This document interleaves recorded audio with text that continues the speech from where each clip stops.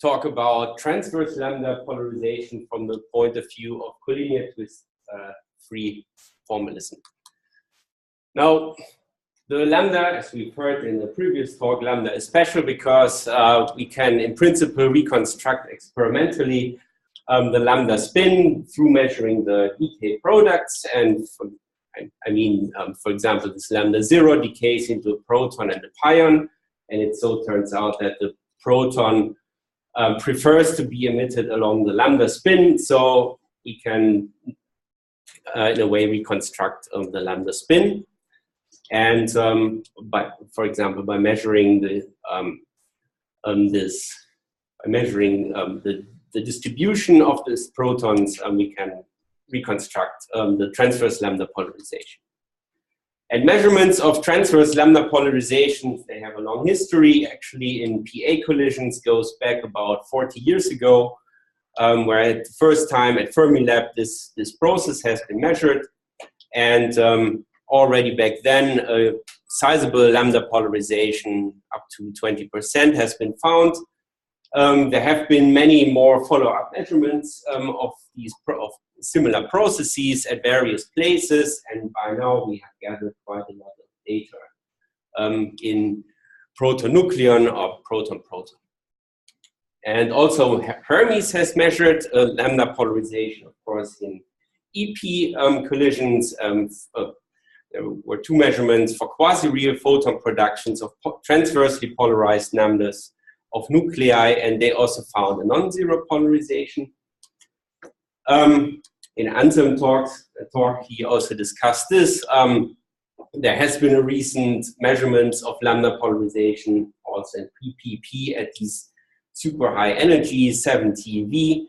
Well, they found quite small lambda polarization, but that's probably due to the kinematical region.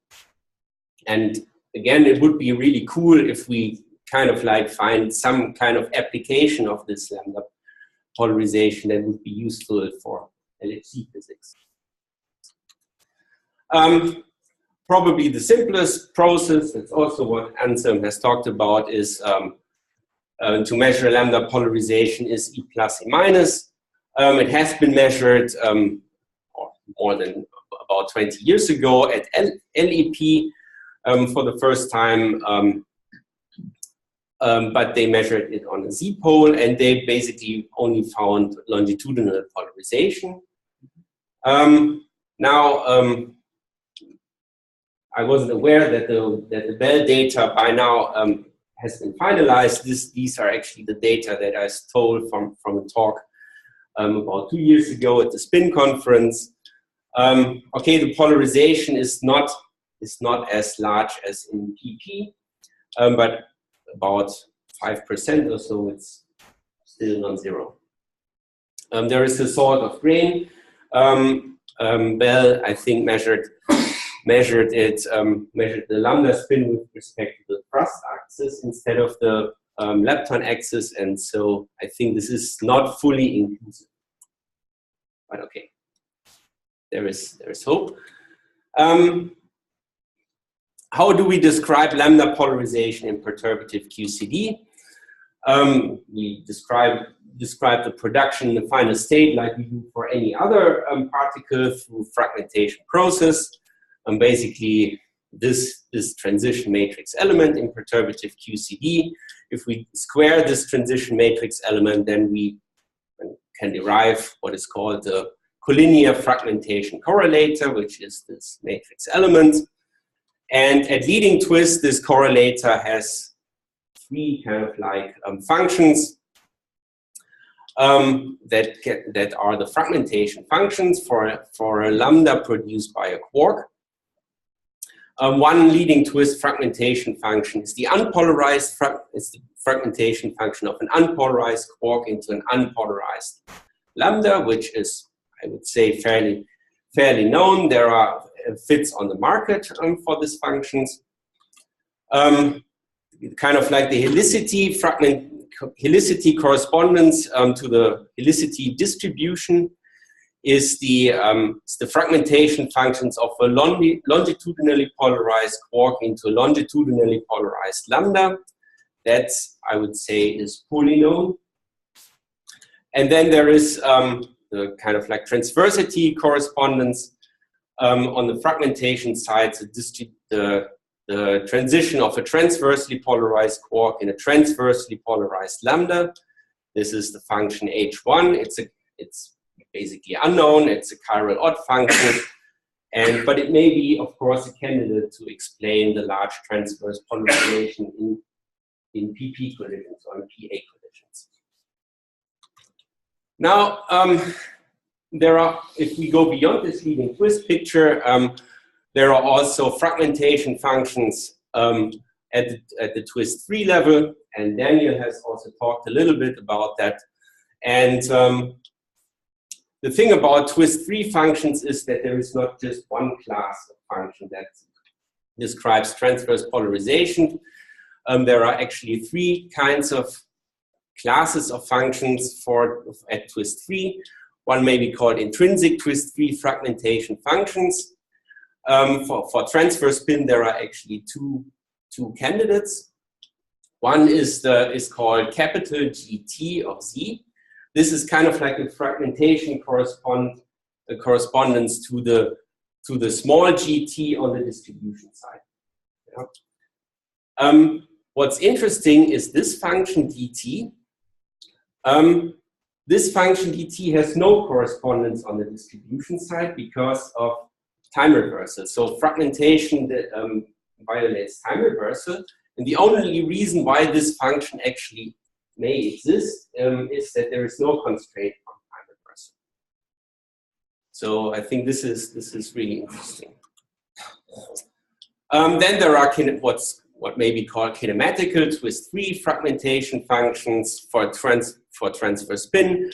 So why it's called kinematical?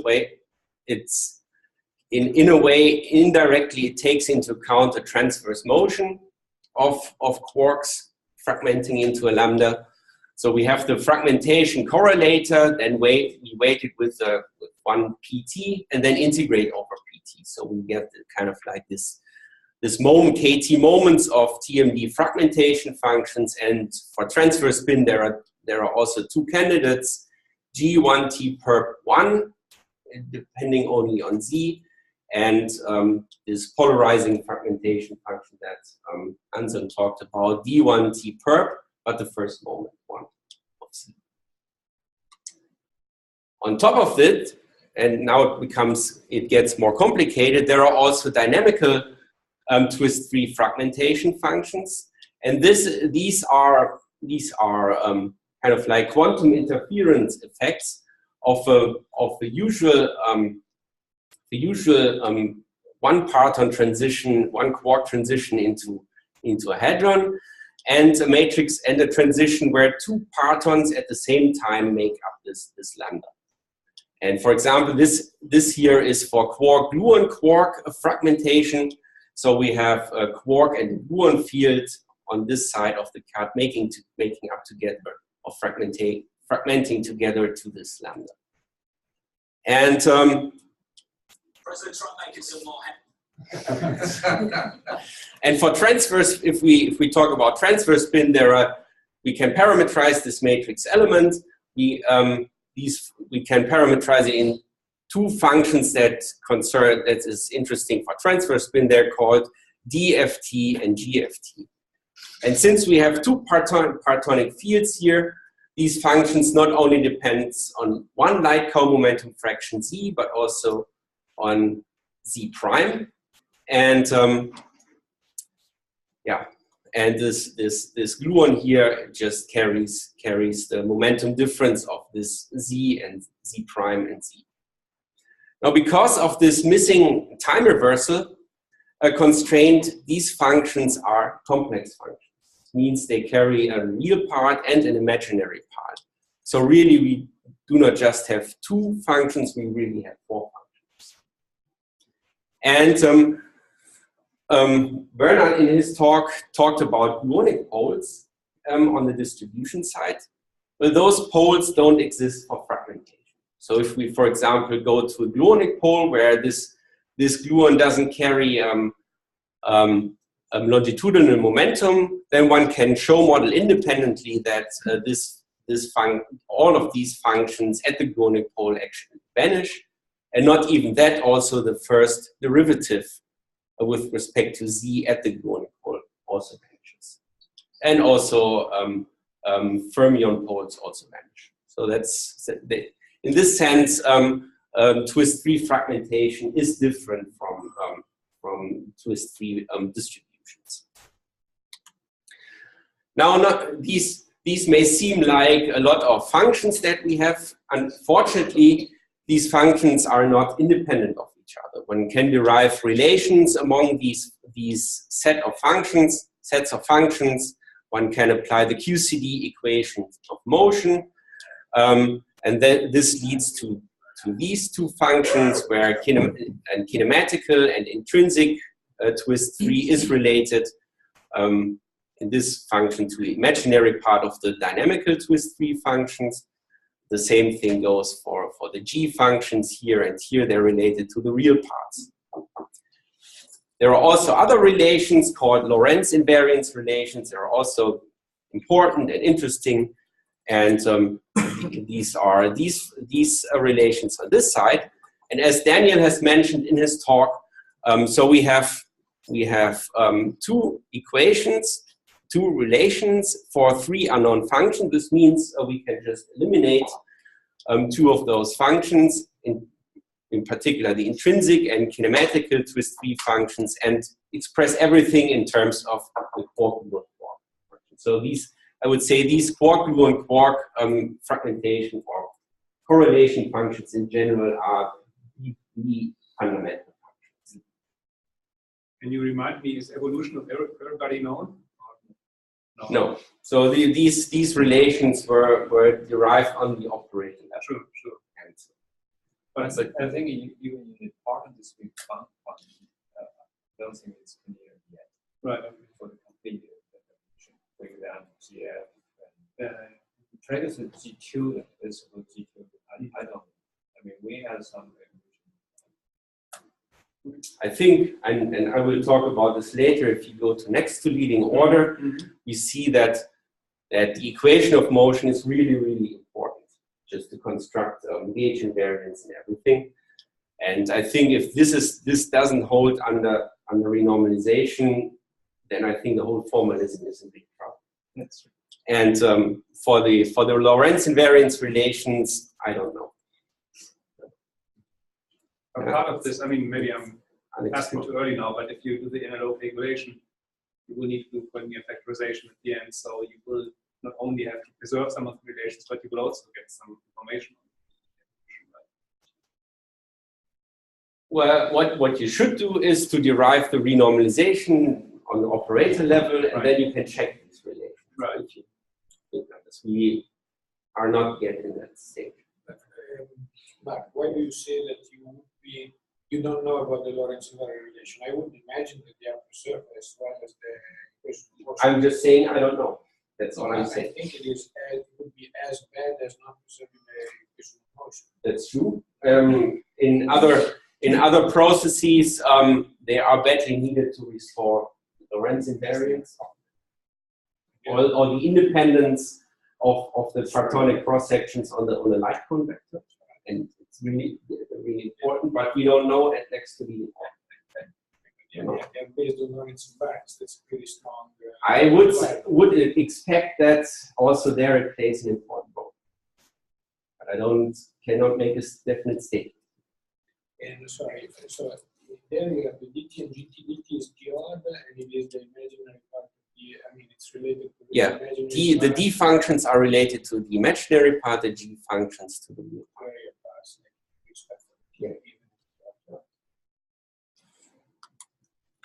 Okay, now let me come to hard processes, where we are actually sensitive to these lambda fragmentation. Daniel has talked about single inclusive hadron production in PP, mostly for pions, but we can also measure polarized lambdas in this process, of course. But inclusive hadron production in PP is really, really complicated. And in particular, polarized lambda is really complicated because there are a lot of sub-channels and sub-processes that compete to each other. And up to now still, so this is the latest work on this, but still up to now, a complete leading order formula is not yet available. And I think Shinsuke and Koike, they're working on this to map out the triple Gluon correlations right now. So that's what's missing. It's just the Gluon piece. The triple Gluon piece is still missing. And again, this is also related to equations of motions for gluons, and also that is very new. So the theory really there's still room for development. Now, another process, a simplification, is the process that Werner has discussed in his talk. So the simplification is just, let's replace one of those protons by a lepton. And then everything becomes more simple. As we have seen, it's still very complicated, but simpler. So the idea is to replace this proton by a lepton, and then at leading order, at least all I have to do is to calculate the diagrams. That's basically all there is. And one can do that, can work this out. And this paper, we have done this and included all the constraints equation that we have, equations of motions and Lorentz invariance relations, replaced all the intrinsic and kinematic Twist-3. And the spin-dependent cross-section for lambda polarization then acquires this form. So we have one contribution with certain partonic cross-section, but the distribution part is very simple. At leading order, it's just the quark distribution that we know. And then the polarization is then generated by the imaginary part of this DFT. The same with GFT, just another function. They always come together. One cannot really separate these two functions. Another contribution would be here. It's a chiral odd contribution where we have the transversity distribution for the transversity fragmentation function for the lambda, but then here the Twist-3 part in this diagram is given by this Bohr-Mulders kind of like function. Yeah? And from PP, we know that the partonic cross sections for the Bohr-Mulders is kind of like small. This has been shown for PP to lambda. Maybe it is the same here, but it's just a speculation. And if this is the case, well, then we can learn about lambda fragmentation directly from this process. And this so that's the TF sigma. Yeah, that's right.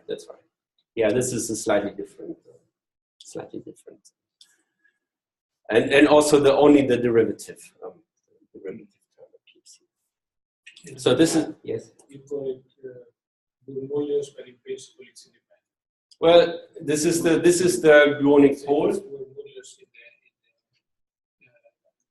No, this is the gluonic pole. It's a Twist-3. Yeah.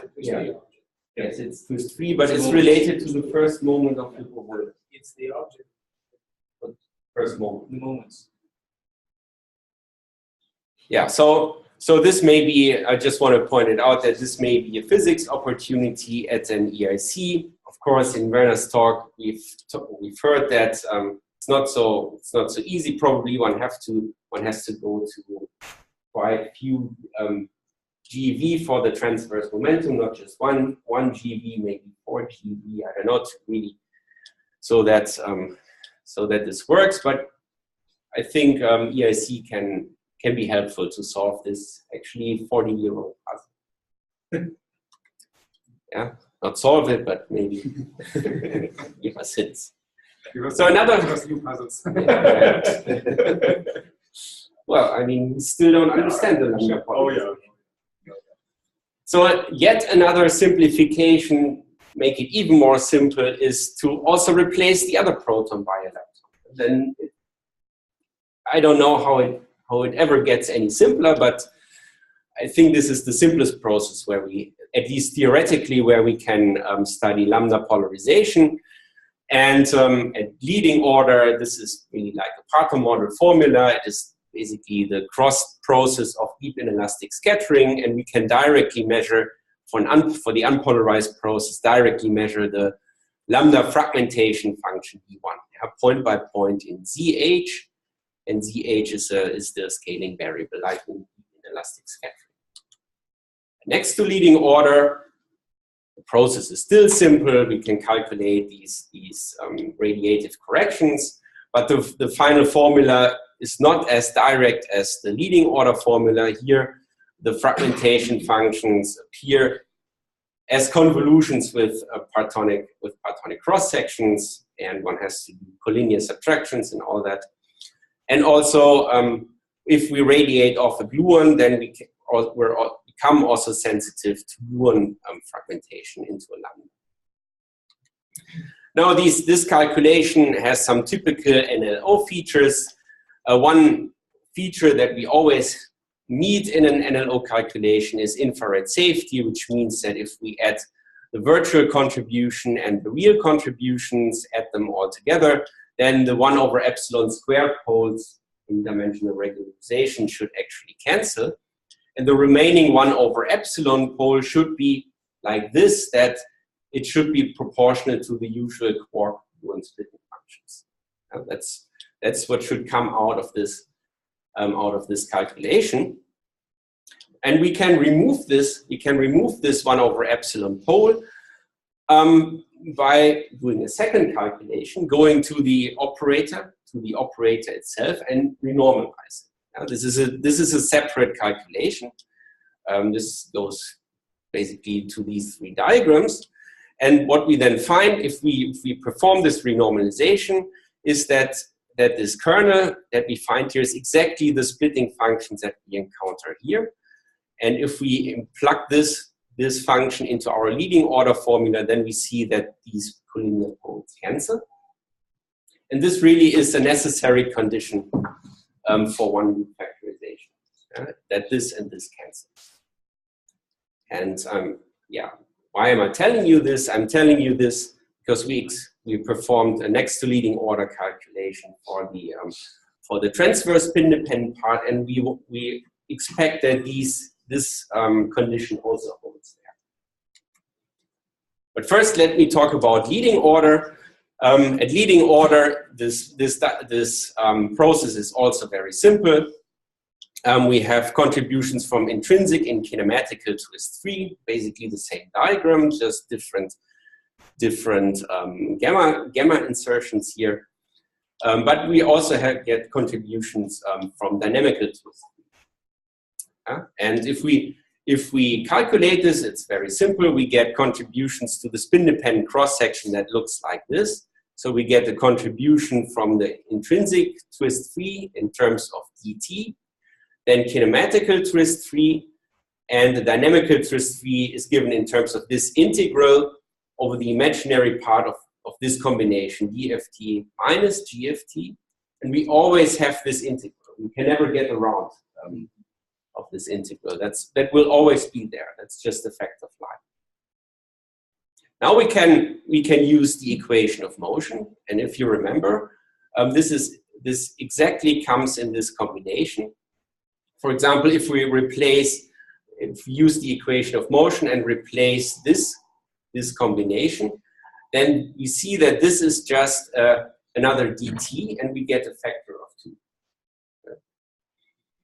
And or we could do the other way around and replace the intrinsic Twist-3 by kinematical Twist-3, and we get a factor of 2 here and here. Yes? Can you define what transverse means in this sense?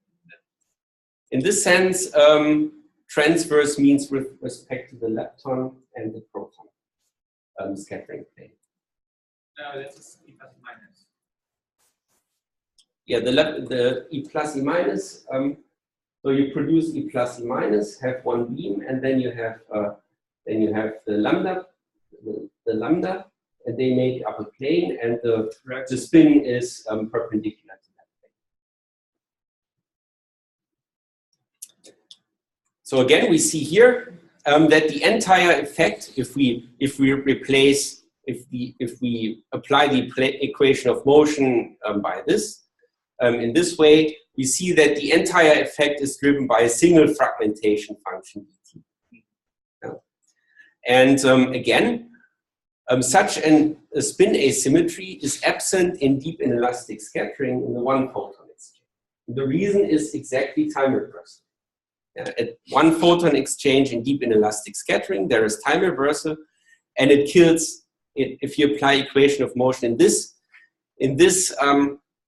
channel or in this process. It kills everything, reduces to 0. In this process, we get a factor of 2. Yeah, and the reason is that in fragmentation we do not have time reversal. Another argument for the equation of motion is actually that if we split this process into a leptonic part and into a hadronic part, we have to apply the equation of motion already at leading order to preserve electromagnetic current conservation of the hadronic tensor. So the equation of motion is not something that we may or may not have to apply. We actually have to apply to get a consistent theoretical picture. Or in other words, if you apply the current conservation, you get 0 on diagonal of the eeAX. Right. Okay. So in the last minutes of the talk, I want to present our results of our recent work, and I kept promising in previous talks. I kept promising that we will release this soon. This time, I think the paper is all written up, and it will appear next week. That's our goal, and we just have to check one minus sign in the triple. That's all. Okay, but so we wanted to take, our motivation to do this was we wanted to take the simplest process that we can find and study the NLO dynamics, the NLO theory for the fragmentation. As we've heard in Werner's talk, much of the next to leading order calculations were done for muonic poles, but in fragmentation there are no pole contributions, so we expect that these calculations are a little different, and actually I think it turns out that they're easier instead of more difficult, because there are no pole contributions. So what we did, we calculated the various channels that appear next to leading order. Channel by channel, there are channels from quark-gluon quark channels, but also triple gluons. Then there's also a channel where we have quark anti-quark fragmenting into a lambda, and that interferes with the usual gluon fragmentation. Here we have just diagrams for the quark-gluon quark channel. There are virtual diagrams, real diagrams. I don't want to go into detail here. I just want to point out the essentials of this calculation. Once again, what we find is that the equations of motions relations in this calculations are really crucial. And in particular, we have checked the color gauge invariance of the partonic cross sections, and we find that only if we apply the equation of motions and eliminate the intrinsic twist-3 contributions, only then the color gauge invariance at next to leading order is restored. Yeah, so that's really important. Another feature is that for a single spin asymmetry, we need imaginary parts. Imaginary parts. That's what we need for a spin asymmetry. And we've seen that imaginary parts can be generated directly in the quark-gluon quark fragmentation process because of this missing time reversal. But since this is an S-channel process, we can also generate imaginary parts in the loop diagrams. Yeah? So that also contributes. So what we find in particular in this channel if we do this calculation, what we find again is infrared safety. This means that 1 over epsilon squared poles cancel. And again, only after applying the equations of motions. We also did this for the imaginary parts. Also here, the 1 over epsilon poles, for the imaginary parts, there are no 1 over epsilon squared poles, but 1 over epsilon poles, and they cancel through equation of motion. What we're left with are the 1 over epsilon collinear poles in the real parts of the loops. And that has to be subtracted through an MS-bar renormalization procedure. Unfortunately, in the literature, the corresponding splitting functions are not known. They're not known. So that gave us some headaches. And well, how do you derive it? Yeah, but okay, I will. Yeah, we derive it, but yeah. So you're optimistic. Yeah. Yes. So if somebody want to calculate, you have. I want to come back to exactly that point, but first let me show you how the complete structure of the spin-dependent process looks like at next to leading order, after we have replaced the intrinsic with the contribution. So this is the leading order. Leading order, that's all fine, that's what we have seen. In principle, we could go on, also replace this through the Lorentz invariance relations and express everything in terms of these imaginary parts. That's all right. But then it starts. Then we come to order alpha S. And here again, we get contributions from intrinsic twist-3. That's fine. So 2 quark correlations. But then there is also a gluon channel, where we have contribution next to leading order from the gluon, two gluon fragmentation functions. So it gets more and more complicated. These are contributions from quark-gluon-quark correlations. Again, we've calculated that. Then correlations from triple gluon correlations, where 2 gluons at the same time make up the lambda. Here, in the meantime, the notation has changed a little bit, but nothing really has dramatically changed. We get contributions also from the quark, anti-quark gluon correlations in here, and that mixes also with the intrinsic twist-3 through the gluon equation of motion, so another complication. And finally, we also get contributions from the real part of these functions, from the imaginary part. And I want to stress this. All of these partonic cross-sections have been calculated in 2 gauges, in Feynman gauge and in light cone gauge. So there was really a double check. And both, for each of those partonic cross-section, both calculations. So we were quite Which one was easier? Actually, and that is surprising, the light cone gauge. I mean, here you don't have poles, so actually, in that case, you just have fewer diagrams. So. No, it's No? just the way you calculate is more simple. You try to perform first pole integrations over plus and minus, and then you're left with the transverse. Well, why do you keep the epsilon there? Well, because good point. Still, we haven't subtracted. Oh, you haven't do the. We haven't subtracted. Yeah, so this is still unsubtracted, and this leads me to the last point. So we don't know how to do this, but we can turn the argument around.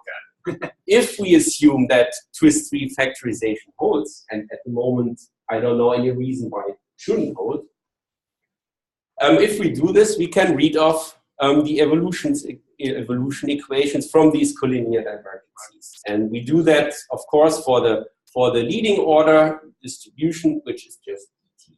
So we get the evolution equation for dt, and you just not get 1 splitting function, but 8 splitting functions.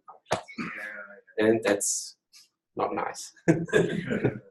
What we find is, at least, that for the mixing of the 2-parton to 2-parton fragmentation are the ordinary d-glob splitting functions. So here we have the ordinary d1t perp 1.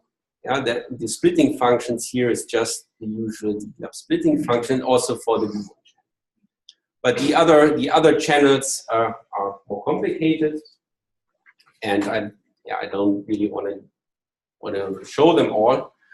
My last comment is this holds only under this assumption. For a final proof of one loop factorization, we would have to derive the evolution equation directly from the correlator, from the operator. And that hasn't been done, and we're actually working on in this direction. We haven't finished this calculation. What I want to point out is that something like this has been done already years ago for the unpolarized chiral odd twist-3 fragmentation function that Daniel has talked about. This goes back to a paper by Belitsky already in 1996, and recently also Ma and Zhang, they kind of like recalculated what they had found already. And so we can use these calculations as a guideline. Now you might think that, you might wonder, I'm almost done. So you might wonder, so the evolution on the distribution side is fully known for the transverse. That goes back to papers by Brown.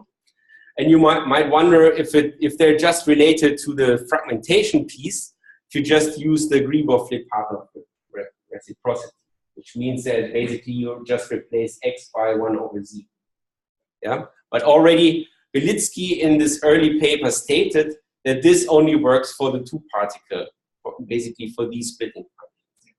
Yeah? And it doesn't work for the quark U1 quark correlation.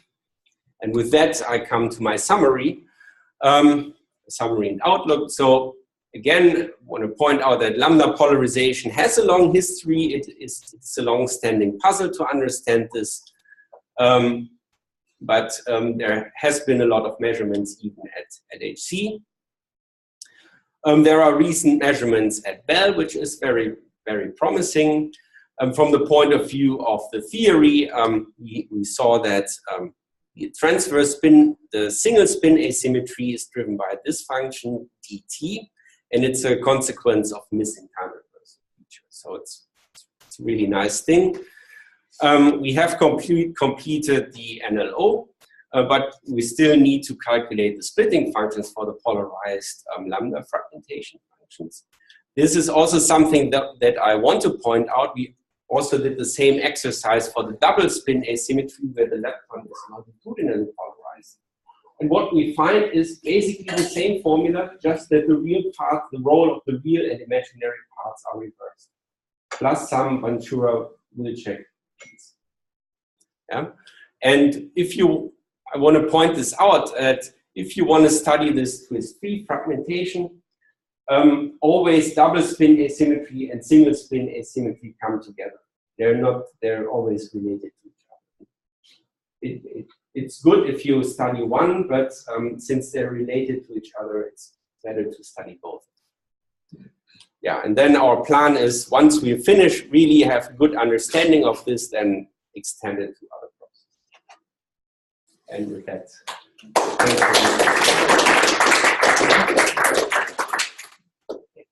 the reciprocity that you said would not apply here. Should that not apply at least at very high W or something in your splitting functions, so that you could use that as a cross-check for? Maybe. I don't know. It's just that he points it out even in the abstract of this paper.